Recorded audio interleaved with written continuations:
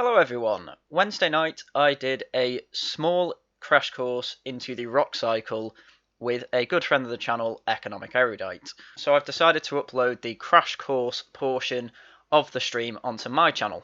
However, if you would like to see the full stream where there is a short introduction into me and Economic Erudite, and there is also a question and answer session after, I do suggest you follow the link in the description and watch it on Economic Erudite's channel, and give him a subscribe because he does good work. I'm also on that channel weekly playing Crusader Kings 2 every Sunday night, where we have a lot of fun, we make a lot of memes, and every now and then go through the memes people have made about the Crusader Kings 2 stream. But if you're still here and you're still here for the geology, then without further ado, I will get into that portion of the stream. Enjoy. There we go. So the rock cycle. This is so yeah. Geology with Haryan. Welcome. This is going to be the second lesson I've ever done on YouTube. So the rock cycle is kind of the very basics of how the Earth works. It's all going to be very very simple stuff. Because I mean, for instance, on screen, I didn't expect any more from you. Excellent. I do like to keep things simple for the simpletons in your audience. So. So yeah, I mean, on screen you can see the rock cycle. Actually, I can. PowerPoint has a lot of crazy things like this laser pointer. I mean, we've had some references to GCSE geography on Twitter, but bringing out the pointer, or I don't know, you may be pushing it a bit there. This does take me back to GCSE geography, to be fair. But as one of my geology lecturers said at uni, it's all the same fucking planet. And that is word for word what he said, so it doesn't matter. But yeah, this zone kind of has everything in the rock cycle anyway. So, you know, you'll start with melting and crystallizing into magma, making your igneous rocks, and then going to weathering at the surface after the uplift, of course. It'll be eroded and transported by various means, then deposited. Indicates that it's just in the ocean, but, you know, everywhere, obviously, it'll be deposited. Then it'll be buried and compacted into the rocks. After uplift, you'll see those rocks, of course. I mean, that all makes sedimentary rocks. When it goes underground, under immense heat and pressure, you'll get metamorphic rocks, which aren't igneous rocks, because igneous rocks need to have melted to make them, whereas metamorphic, it's just like a recrystallization. It's the chemicals in the minerals kind of reshaping, but it doesn't actually melt. And then it'll go through it all again.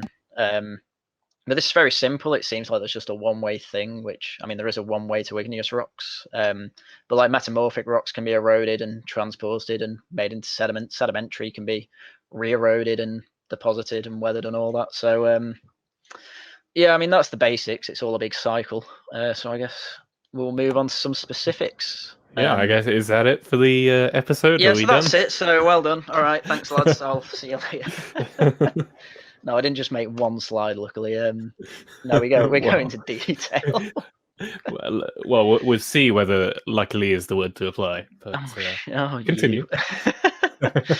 So yeah, a good place I always think to start is igneous rocks, because it's where the Earth had to have started, because the Earth was basically a big molten ball of lava, magma, and all that. So melting any rocks, whether it be igneous rocks we see here, whether it be sedimentary or metamorphic ones as it's been pushed down into the Earth, that'll all melt, start intruding through the Earth, and when it cools at various stages, you'll get different types of rocks. So on the right here, for example, this intermediate one, which is probably andesite, that's large grain, so that's probably been formed with a lot of time to cool.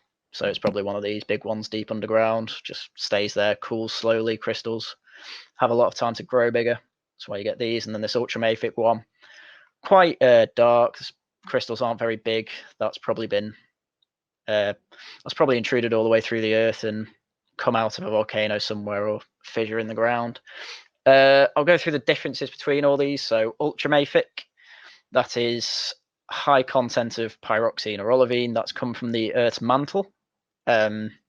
Generally, I mean, to get it that fine grained, it's probably happened at a mid-ocean ridge. So mid-Atlantic Ocean has a big ridge in the middle. That's probably come out of there. Mafic, that's partially melted ultramafic. So when rocks melt, it doesn't melt the whole, like you don't get a rock and melt the whole thing. It's just crystals. The outside of them tend to melt, and that's where they tend to have the impurities. So you go from ultramafic to mafic. So there's no olivine. The olivine's partially melted, goes into the feldspar and pyroxene type things. Mafic, when partially melted again, you'll have more SiO2, which is quartz, or the elements that make up quartz, and less MgO2, which makes up olivine and pyroxene. So you'll get less of that because it's harder to melt, more of the SiO2 because it's easier to melt. Goes into intermediate, where you see in the Andes with andesite. This mafic stuff's usually basalt or gabbro, something like that. It's quite really common mafic. You'll see it all over mid-ocean ridges and in the ocean. It's the lava stuff there. And then when intermediate melts, it goes into felsic, which is your stuff like granite. And that is generally seen a lot on the continent. And it has the highest percentage of quartz and basically no MgO. And it gets you feldspar as well. So if you're wondering, yeah, it tends to go dark. Olivine tends to be green, but pyroxene tends to be very dark. And you get that. Quartz, if you've ever seen it, it's very bright coloured, basically translucent, can be stained. So this is probably stained by iron.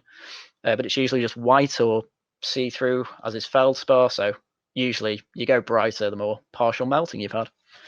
And also there's different types of intrusions as well. So you have your big batholiths, or they're a lot larger than magma chambers. Your magma chambers tend to be high up after it's intruded. Out of there to intrude up, because rocks, when they're heated, because there's a lot of pressure underground, they try and escape. So they will intrude through layers of rocks as dikes. And yes, that is an actual geological term. Everyone laughs in first year and then gets bored of it. You then get sills when that's like a dike, but it's when it goes across with beds, because between rock layers is quite weak usually, so it's quite easy for the sill to get through. Eventually they can extrude in volcanoes, but generally you only get volcanoes because when a dike comes up to the surface, it will make a small mound, then it will get bigger and bigger and bigger and bigger until you get your volcano. And when the surface erodes and it goes into a dike, because the dike's made of volcanic rock, and it's quite, as the last slide showed, they're all tightly packed. It's really hard. You're going to have a tough time breaking it down, especially compared to the sediments around it. You'll get extrusions, a bit like this down in the bottom left. So that's your dike. Probably basalt. It's usually basalt. This is all probably granite. It's hard to tell. It would look brighter if you cut a piece off, but all these have been weathered, so they're not quite the same as these lovely fresh pieces that are probably specimens in some museum somewhere. As you can see, probably some kind of batholith. It's probably the top end of one. And again, a lot harder than the sediment around them. So they make these lovely things. There's quite a few mountains in Scotland like this, especially on the Isle of Arran.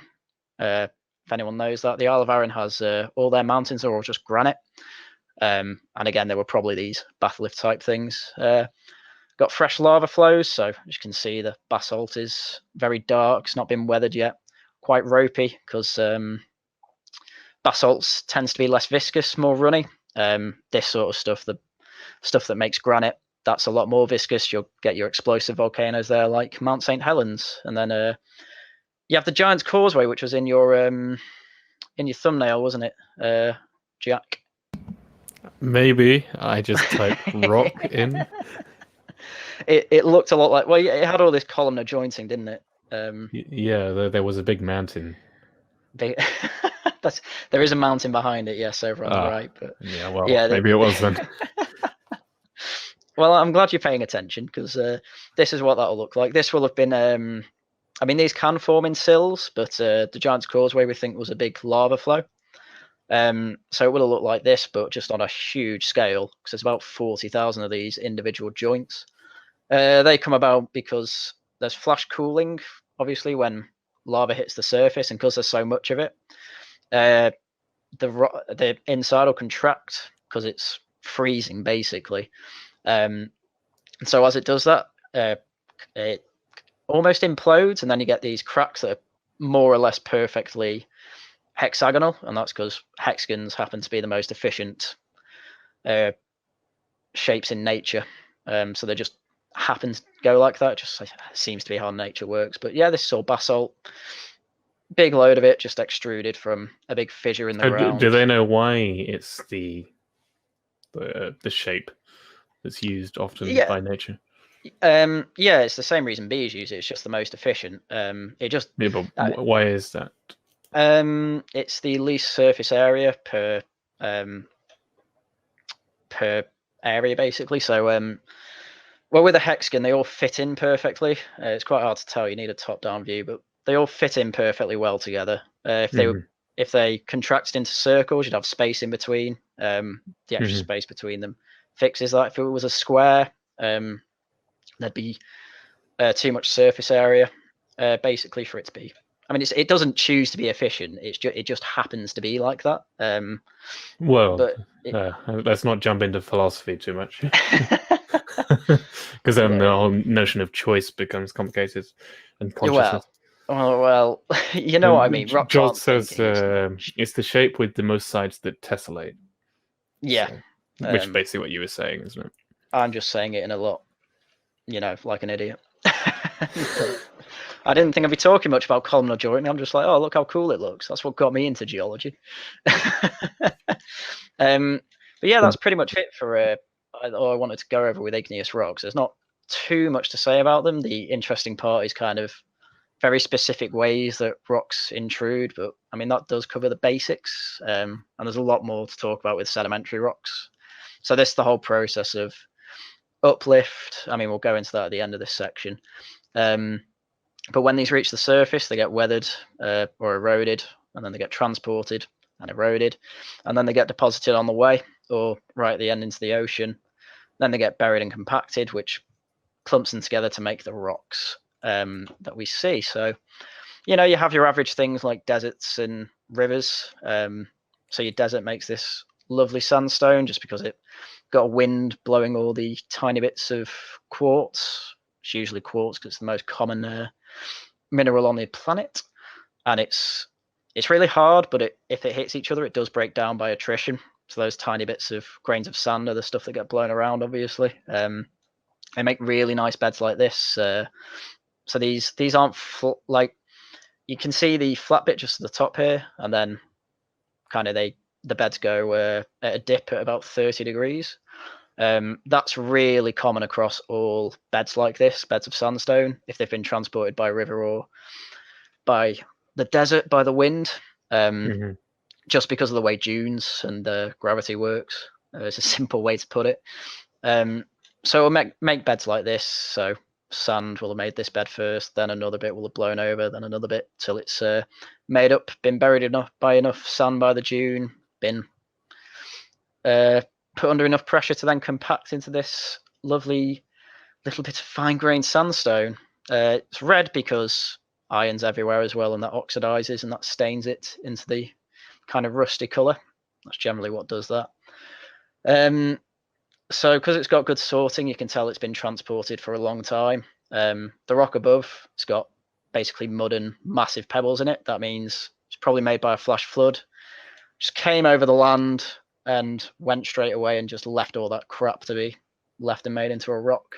That'll be done by flash floods in rivers, but rivers also can make sandstones like this. I mean, I think anyone who's been in nature will have seen a lot of meanders tend to have sandbanks on them as well. That's your general stuff there, and they can make these crossbeds as well, or ripples as well. You'll see these ripples will be saved as well in the geological record. And this area up here that's actually near me, it's a place called Oldley Edge, Storms Point it's called. This is actually quite high. This is like, there's a big hill down here, about 200 meters drop down there. So, but this was all a river, and obviously there's no river there now. So we think this area is about 360 million years old. So this was a 360 million old, it's actually a floodplain. So I mean, I know the area. I did some of my coursework here. So if you go about, it's a little path down here, you'll actually see what was an old riverbed. And there were loads of tributaries as well, so you can see where it's changed over time as well. You know what they need? What? A gift shop. I don't think they actually have one. They do have visitors, like National Trust boards, though. It's not like a proper national park, but it's a nice area. But yeah, all the rock you see here, it's mainly this conglomerate. Which conglomerate's it's basically all the stuff a flash flood has got in its transportation, and then it's just deposited it, and as I say, gets buried, gets compacted, really bad sorting, but the pebbles are really rounded, which means that they were probably actually transported quite a bit away, and it wasn't just like it's a piece broken off a rock and left there. It has actually been transported by a river, because these desert sandstones are a bit more angular. Might be hard to tell on stream, but they are more angular, so it's probably not been transported by water. It's probably been transported by air. But yeah, that's what I mean. The rocks can tell quite a big story. You can get quite a lot just from a rock, which I know sounds really nerdy, but I did my degree in this, so let me have it. Yeah, and also, as you can see, there's big boulders in rivers. Yeah, they can be put there by man. They can be put there by flash floods as well. But they can also be just left. But that will eventually erode over time by just other rocks hitting it, bits of sand hitting it, or break down over time, and eventually make something a bit more like a conglomerate, or maybe even a sandstone, given enough time. And we've got mud, lovely, lovely mud. This tends to come from the breakdown of feldspar in granite and other igneous rocks. This is more chemical weathering type stuff, and because it's so fine, it's really easy to transport. But it doesn't tend to be transported by wind unless it's a soil. So if it's wet, it will be obviously a river. So yeah, and you can, and on the right here, we've got big layer of sandstone, little layer of mudstone. This was probably a river when it was a sandstone, or maybe a flash flood. When it was a mudstone, it was probably just a stagnant lake. Because if it was moving, obviously we wouldn't have the mudstone, because the mudstone's weaker than sandstone and easier to transport. No, it's hard to tell on a 2D image, but that mudstone does kind of go in and the sandstone juts out. So there's your proof that it's weaker. But given enough compaction, and especially if it's at the bottom of the ocean, it can make quite hard shale, which is these black bandy bits on this big rock here. They tend to be quite weak as well, which is why you've got the scree slope, and you see a lot of that in Wales, because they don't have, they had the slate mines and things like that, and slate's metamorphosed shale, but that's spoiling the later bits of the lecture. So no, we can't get ahead of ourselves. Exactly, I want to save some excitement. But yeah, mud, pretty simple. If this was a lake as well, you might see. When you see dried up lakes in deserts, they kind of have those hexagonal cracks. They can be, that can be recorded here as well, but I didn't think of getting an example for that. But you know exactly what I mean. But the amount of things recorded throughout history, these lakes can be millions of years old. I mean, that just blows my mind that these things are recorded and in rocks. But I'm the rock nerd, so there you go. Yeah, and another big one is limestone. Limestone comes in lots of different kind of shapes and sizes. It's pretty much all made from coral reefs and animals and the ecosystem of a coral reef. But the reason they're so different is depending where it's made. So with a coral reef, if say this bit of coral dies and falls off, kind of coral reefs have two areas, if you like. You've got the ridge, which is where the corals live, and then on the land side, you've got a quite shallow water. In fact, what I can do is draw. So I'll do it over the Great Cliffs of Dover. So you got your coral reef here. So if something like a coral dies and it falls off, goes down here, it will end up being buried, breaking down a lot on the way down, and it'll be transported by deep ocean currents, and it will break up really easily, and that's where you get chalk. So from the chalk, you get the Great Cliffs of Dover. This is just millions of years of a coral reef. Things from coral reefs just dying and then getting eroded around, chemically altered into carboniferous, calcium and carbon mixture, to make the compound that we see as chalk. Very useful for making cement and a lot of other things. If they die and kind of stay put on the ridge, they'll probably be buried quite quickly, and that's where you get this fossil ferrous stuff. So all these little bits in dead bits of coral, and the bit around it is kind of the modified stuff you see in chalk. Same with this one. So it'll be bits of corals in that, bits of fish bone, things that come out of fish as well. Same with this one, actually. But also you've got this shallow bit, and especially if this is a lagoon, it'll have waves coming in and out, going forward and backward. You get a little bit of a coral breaking off.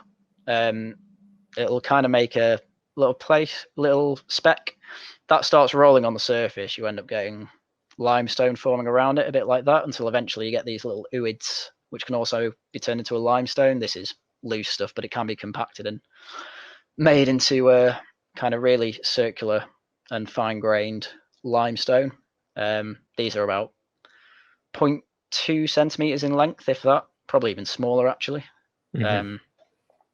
So yeah, and again, just from the fact there is circular limestone, we know it was a coral reef, and just from the fact we have chalk in the UK, we know the UK are tropical waters. So yeah, the UK used to have deserts as well. That's why you get red desert sandstones, especially around the northwest. So that's pretty much all for limestone for what I can be bothered to make. Icebergs and glaciers. We've had. I don't know if you can see the live chat. No. We've had comments going along, but it seems Murgut, who's watching, knows a lot about this stuff because he's been talking all along. That he mentioned about glacial deposition. Yeah, exactly. So that's another way of transporting it. So glaciers can do a lot, but the main one I kind of like and I think is interesting is they can just take massive bits of rock from areas they obviously glaze over, and because it's ice, it really just goes through it really roughly, takes out big piece of stone. So these icebergs can have massive boulders in it, and when they melt, when they get close to the equator, they just drop big stones to the bottom of the ocean. So this was probably shale, pretty stained, kind of mudstone type thing. Big boulder in the middle, they just bury over it. So this is how we know Earth had glaciers, and we know when we had ice caps and things like that. It's part of the reason we can record big changes in the Earth's temperature as well. So if we're getting readings of high temperature, at least we knew there were ice caps. But yeah, they also this is when you kind of get angular stuff. So glaciers, as I say, they'll just go through the rock, pick it up, whatever they can, and break it off. That's when you tend to get your angular stuff. It's not been able to be eroded on the way, and you'll get very angular conglomerates from that, and glacial till, things like that. Last one I wanted to go through, because again it's interesting, is evaporites. So the Mediterranean actually had this. It dried up once. So what evaporites are is, this used to be an ocean where it says evaporites. The ocean slowly started, it didn't get any more water in it. So in the Mediterranean's case, the Strait of Gibraltar, between Gibraltar and Africa, that closed. So it couldn't be refilled from the Atlantic. So it started evaporating. So we get evaporites, which are basically just salts.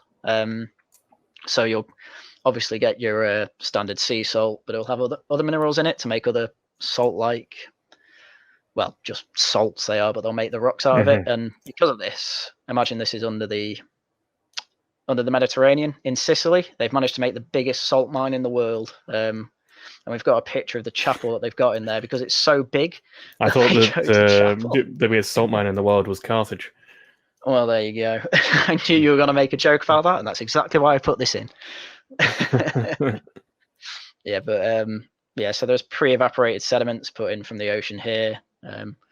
Then once it's been able to be refilled again, there's been, there will have been land here to put muds and things on, but then we get present day sea level, which also put things on. So, and it also, there's water, like excess latent water in this as well, which can go through and affect the rocks underneath as well. But again, that's kind of more metamorphic because of the pressure, but I think we're moving on to that soon. And yeah, as I said, we're going to go on about Uplift and This picture actually has a lot more in it than I thought it did at first, but I'll go through that.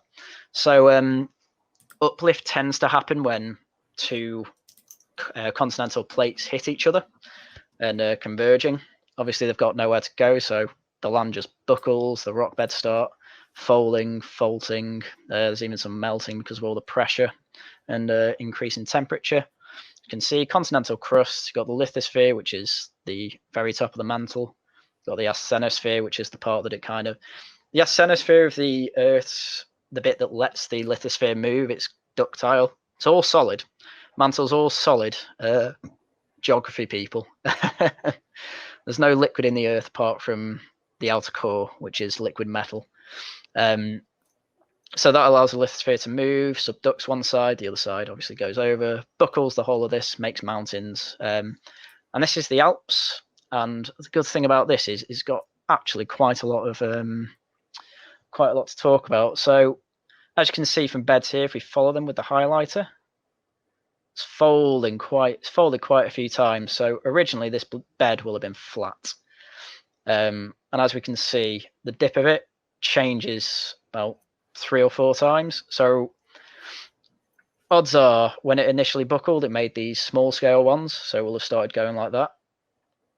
I hope you can see the yellow highlighter. Yes, we can. Yeah, good.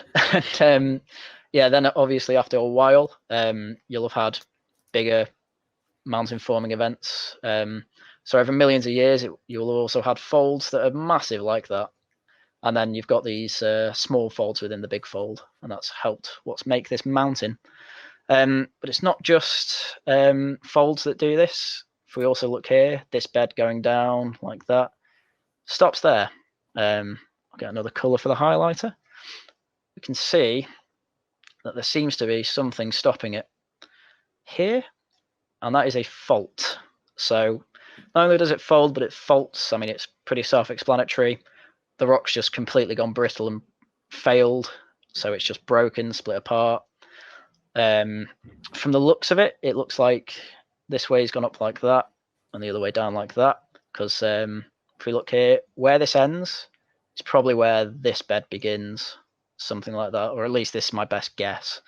Obviously, we'd have to look closer and see if the rocks match up to confirm. But then also, right here, that fault stops here. And we can see quite a nice hill that makes quite a nice,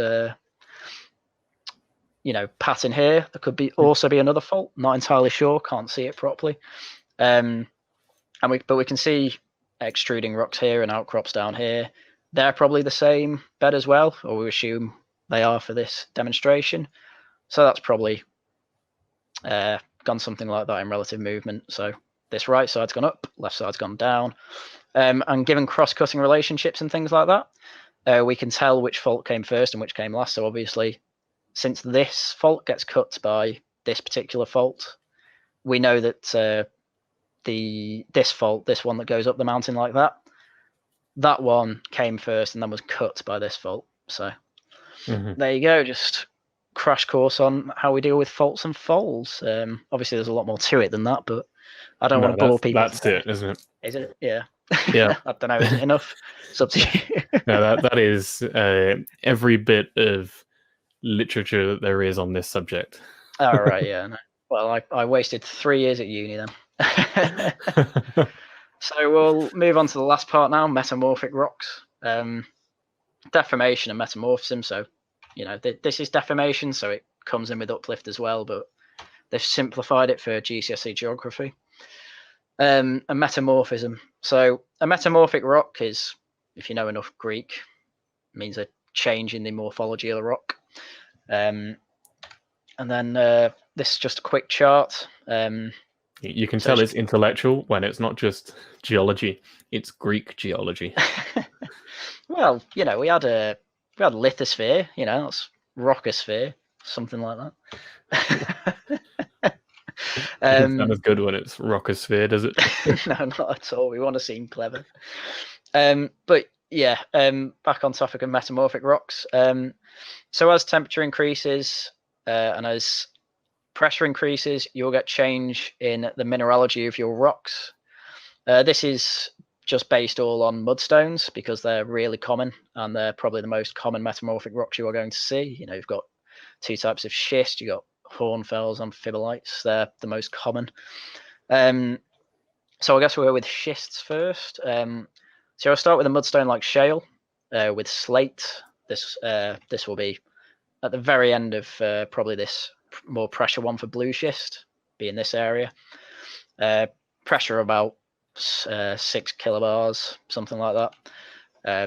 For reference, that's very, very, very, very, very high pressure, a lot more than air. So that's that makes slate, which it has changed the morphology a bit. The mud or the clay type minerals in shale will grow a bit, change shape a bit. They will become flatter, make the nice slater foliations.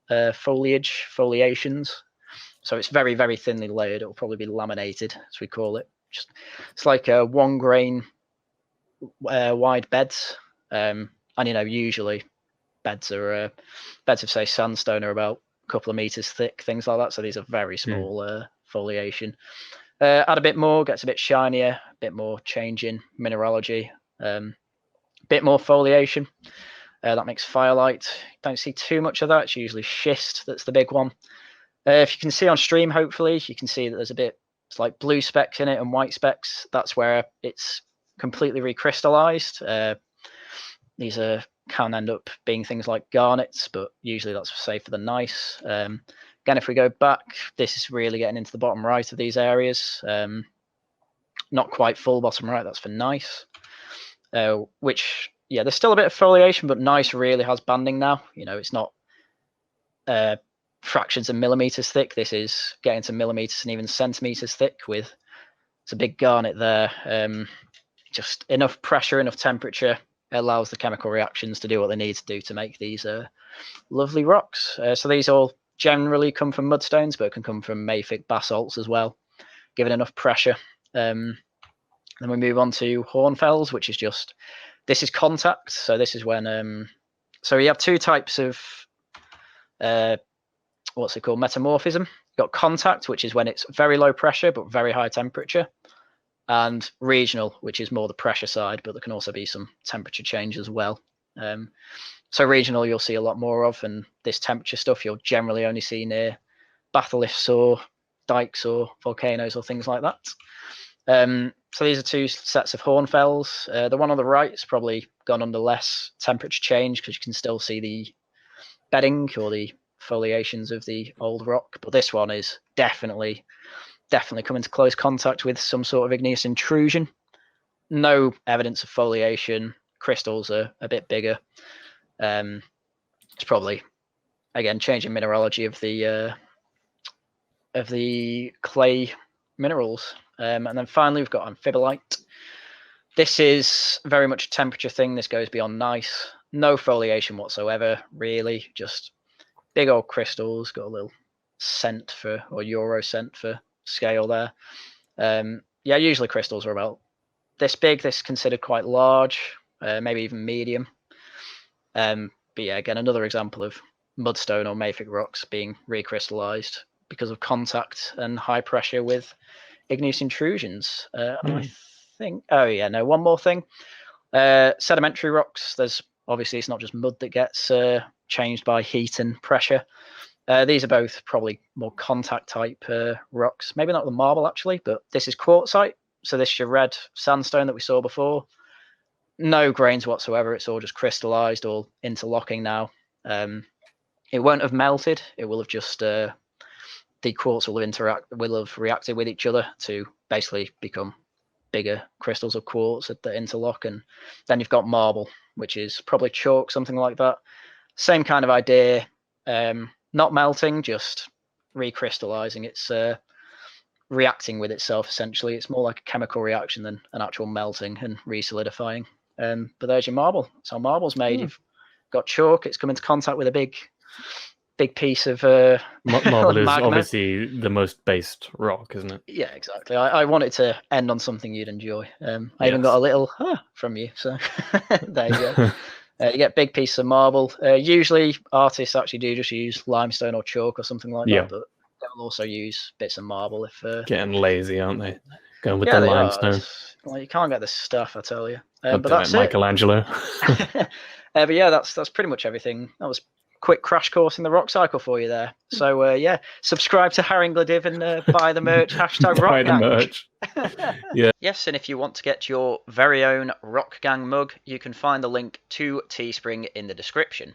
And if you enjoyed that stream, Economic Erudite is planning on doing many more, covering a wide range of topics every week. So if you want to see more crash courses like that, covering more topics such as physics, architecture, and possibly many more, please do follow the link in the description and subscribe to Economic Erudite. But that was everything I had for you today, so as usual, thank you very much for watching, and until next time, goodbye.